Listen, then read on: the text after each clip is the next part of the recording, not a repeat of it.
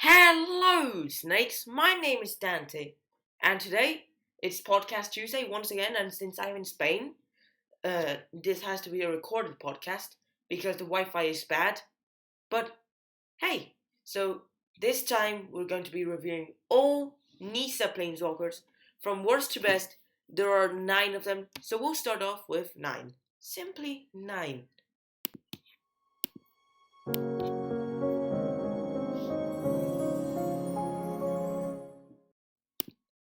And it's Nissa, Nature's Artisan. The worst Nissa.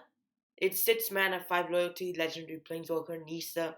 +3, you gain 3 life. -4, reveal top 2 cards of your library, put all land cards from among them onto battlefield and rest in your hand. -12, creatures you control get +5/+5 and gains trample until turn. It doesn't look bad, but no one really uses it. 6 mana, 5 loyalty. It starts off with a +3, which gains you 3 life. Wow. This is actually a good +3 ability. -4, well, you just draw 2 cards and all the lands are directly put into the battlefield. And you reveal them as well. And -12 is just a big overrun. It's +5/+5 and gains trample on turn of turn. So ultimate is quite bad. But the -4 and +3 is actually quite good. Still, it's 6 mana for 5 loyalty planeswalker. How does it actually finish off? Well, -12 is not really that. A -12 ability can be a finisher, but it's not that good. Either way, it's just a planeswalker that's planeswalker. Let's get to number 8. Golden 8.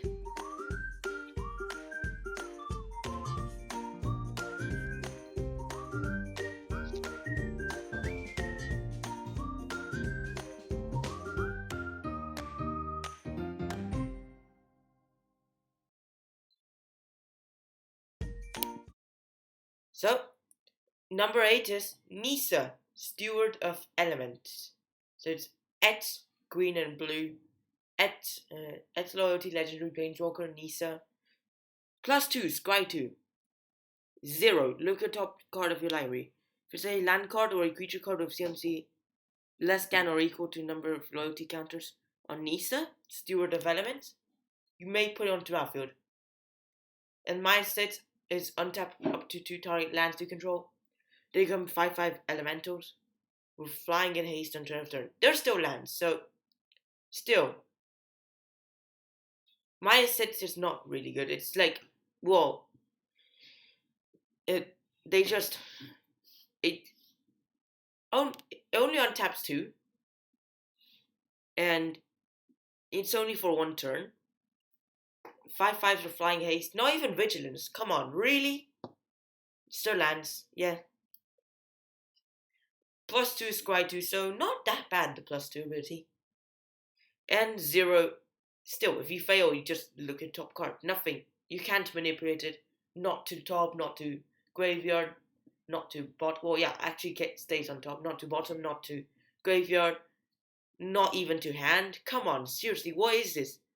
Well, it's just really bad. Still, what's quite interesting is it's the only planeswalker that has X loyalty.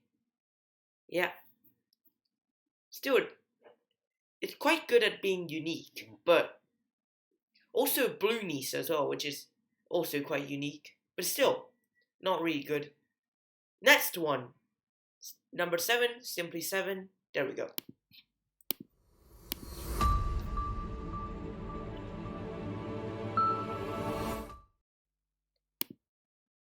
And we got Nissa, Genesis Mage. 7 mana, 5 loyalty, legendary planeswalker, Nissa. +2, untap up to 2 target creatures and up to 2 target lands. Whoa! That's a powerful +2 ability. Yeah. You just get a lot of mana with Nissa, Genesis Mage. -3, target creature gets +5/+5 on turn of turn. Whoa! That's just so good. This ability. -10. Look at top 10 cards of your library. You may put any number of creature and or land cards from among them to the battlefield. Put the rest onto the bottom of your library in a random order. It's just so good. Wow. It's just really powerful. Still, it's just 7 mana. And so it's only really playable in Commander, like that one. Possibly that one, yeah. Still, they're just really good. Still, well, they're really the worst Nissas, but yeah, they're still quite good, yeah. Number 6, let's do this.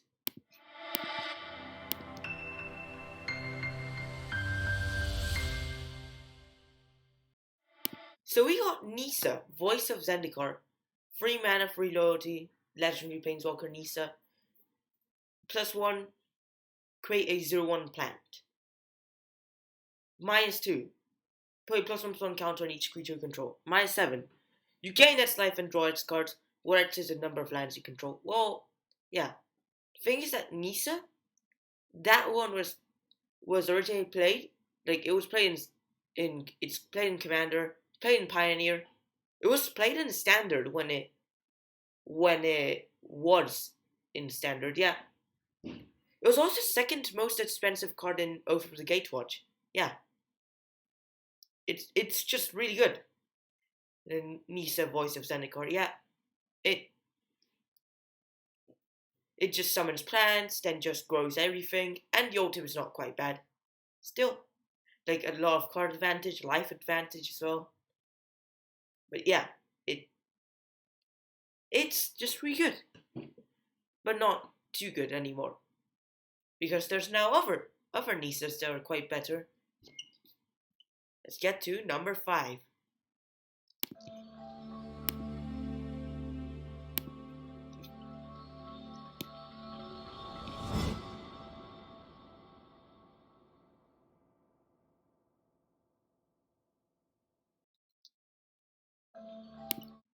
And we got Nissa, Vital Force. It's a 5 mana, 5 loyalty, legendary planeswalker Nissa.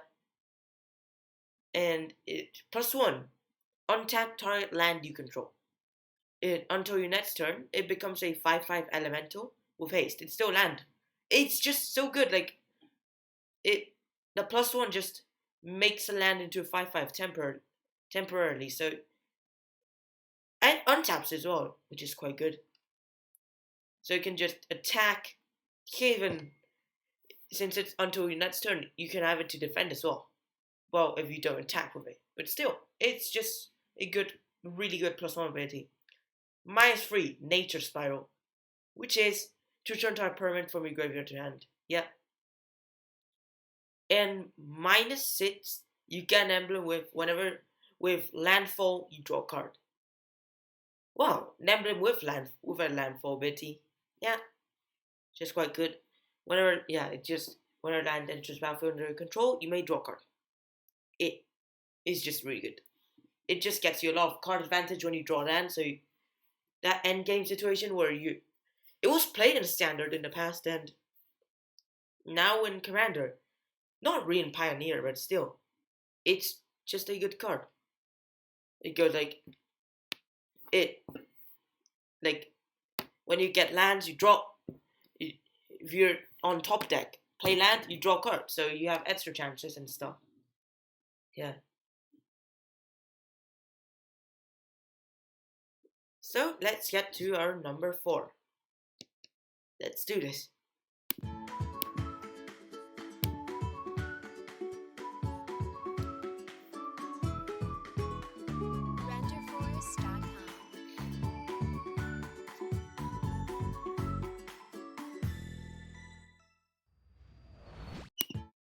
And it's Nissa, Vastward Seer. I've seen this be played in the other day in a modern elves deck. It's mainly played in Commander, right? But one day when I was in a free modern tournament, I saw this being played. And I'm like, wait, what? Yeah, it actually happened. Like, it's 3 mana, 2/2 legendary creature, Elf Scout. When Nissa enters battlefield, you may search for a basic forest, reveal it, put in your hand, and shuffle your library. And landfall, if you control 7 or more lands, exile Nissa, then return her to battlefield transformed under her owner's control. So yeah. And she transforms into Nissa, Sage Animist, which is free loyalty, legendary planeswalker, Nissa. +1. Reveal top card of your library. If it's a land, put it onto battlefield. Otherwise, put it into your hand. -2. Create a legendary 4/4 elemental called Ashaya, the Awoken World. Yeah. And -7, untap 6 lands. They become 6/6 elementals. They're still lands. Permanently. Yeah, really. This is actually powerful ultimate. Because it just untaps its lands. So you can refresh them and permanently turns them into 6/6 elementals. Wow. No counters. Nothing like that. It's just sits directly. Instead of 0/0s and put them 6 plus some counters on them. Instead it's just sits. Well, the +1 is quite good because it's draw a card, or if you get land, you put it into battlefield. Yeah. -2, you just make a big creature, which is also quite good. And -7 is just devastating as well. So, let's get to number 3, the golden 3.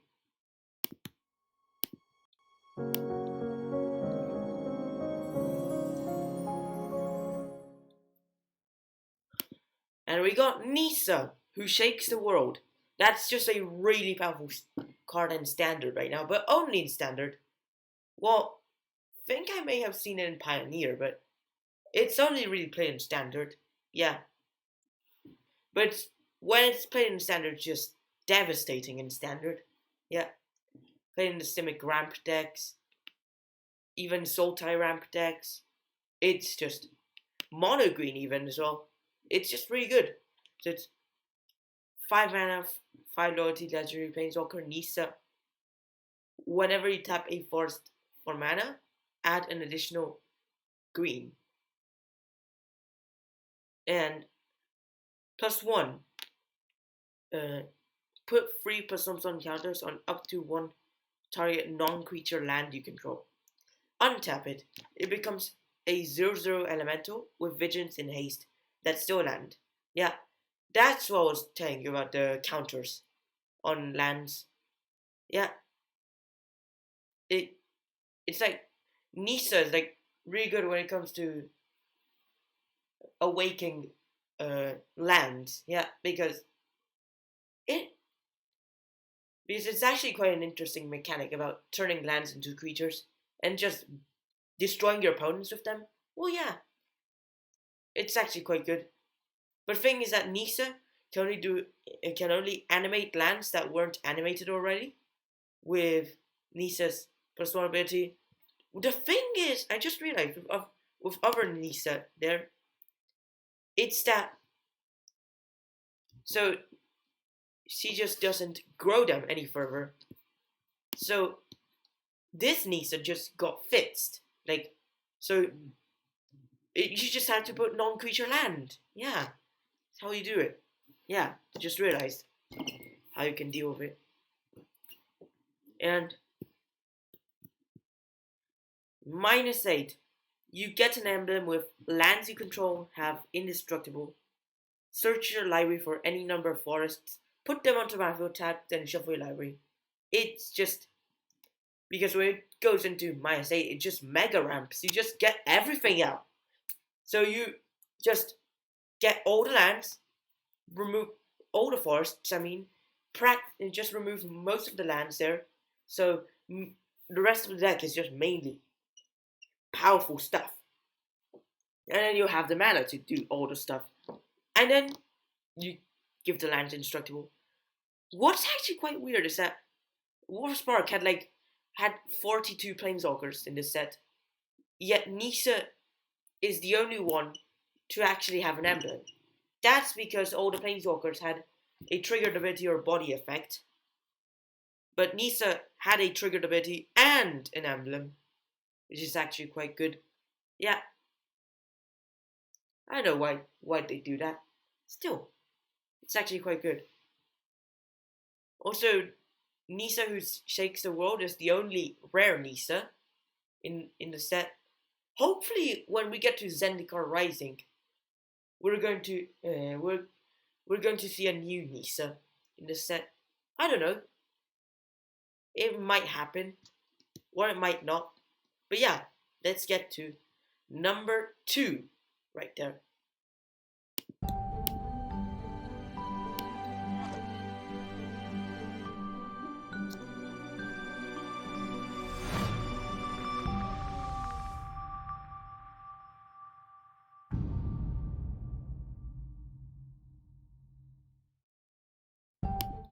And we got Nissa Revenge. 4 mana, 2 loyalty, legendary planeswalker Nissa. +1. Search your library for a card named Nissa's Chosen and put it on the battlefield. Then shuffle your library. I also saw Nissa Revenge being played in a modern elves deck that same day as well. It was quite good. I never expected Nissa Revenge to be played. Also, but things that I just realized, it's just really powerful. So the +1 creature is Nissa's Chosen. That's the card that's on Nissa's first +1 ability.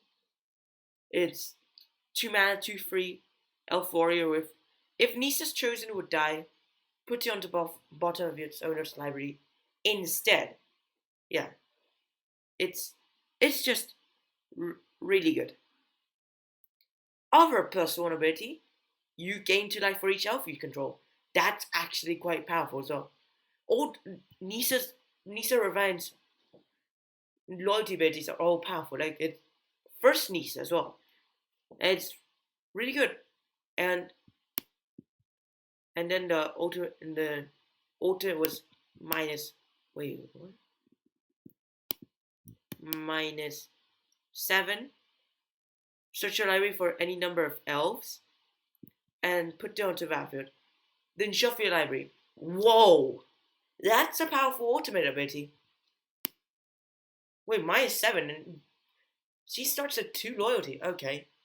The thing is that both of her other loyalty abilities are +1 abilities. So yeah.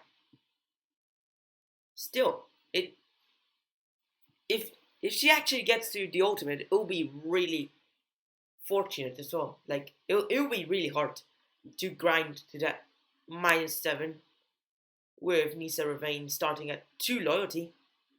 I don't know. Still, her +1 ability just summon some blockers as well and just heal you up while they try to kill Nissa Revenge as well. Yeah, it can get really good. Yeah. So that's actually second best Nissa, but really the best Nissa will be right there in the final one.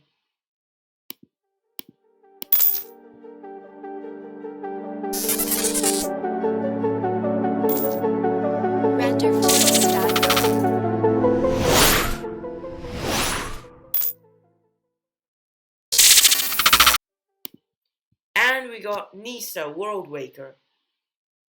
5 mana, 3 loyalty, legendary planeswalker Nissa. That's actually just, without doubt, best Nissa. Like, it's just, I don't know how no one just notices this, but it's only playing Commander, but it's just really powerful. Like, it could devastate other formats, possibly. I don't know, but still, it's just really powerful. +1. Target land you control becomes a 4/4 elemental with trample. It's still land. Yeah, it's permanently as well. Doesn't give haste, unfortunately. But yeah, it doesn't untap either. But yeah. So that's also another thing I was talking about, how they fixed with Nissas with the new Nissa who shakes the world. Well, the thing is that Nissa Worldwaker and Nissa Sage Animist all just animated lands permanently, but without counters. So you wouldn't accumulate counters on the same land. Well, they made Nissa, who shakes the world, with the counters thing, but still they fixed it so you don't accumulate lands, counters on the same land. Yeah. So other +1 ability, untap up to 4 target forests. Whoa, that's actually just so good. Like, you just refresh your mana. Like, you get extra mana with Nissa's other +1 ability. And then the -7 is just, it's game devastating. It's search your library for any number of basic lands. So you just filter out your whole deck already. Like what Nissa Who Shakes the World would do. And then shuffle library. These lands become 4/4 elementals with trample. They're still lands. But yeah, Nissa Sage Animist doesn't give them haste either. But Nissa Worldwaker gives them trample, which is actually quite good. Yeah, it's just game devastating. Like, if they were going to reprint Nissa Worldwaker in Zendikar Rising already, like, whoa, yeah.